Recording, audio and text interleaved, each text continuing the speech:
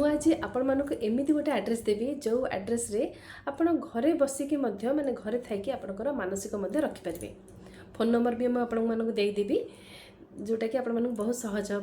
गोटे कथा मन रखि था लोके कहते माँ सीता वनवास को जीवा समय बाली लिंग स्थापना करते है तो तांकरी ना होचंदी बराल बालुकेश्वर जो ठाकुर ढेंकानाल राजांकर झील को पुओ कर देते बुझिपारे। तेणु बराल बालुकेश्वर ठी जेकोसी आप मनस्कामना करतु निहाती रूपे मनस्कामना पूर्ण होता है। तो सेठी जो पूजारी अच्छा मो फोन नंबर देदेवी आपन को।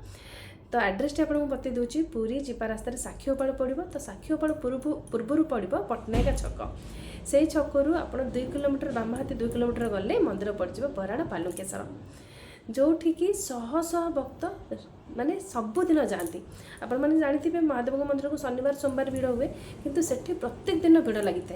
आ सेठी 5 जन 10 जन ब्राह्मण ना शह शह ब्राह्मण एत लोक तेणुक 5-10 जन ब्राह्मण तो बिल्कुल भी पूजा कार्य हो पार तेणुक शह शह भक्तों शह शह ब्राह्मण रही।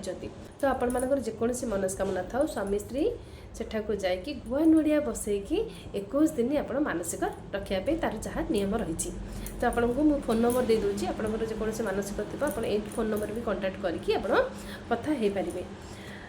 तो फोन नंबर टी लिखि रखु 969220707322 भाईना ताक ना। तो यही फोन नंबर रे आपन कंटाक्ट करेंगे। आशा करुँची आपण मानक आज वीडियो हेल्पफुल हो पार। रही नमस्कार।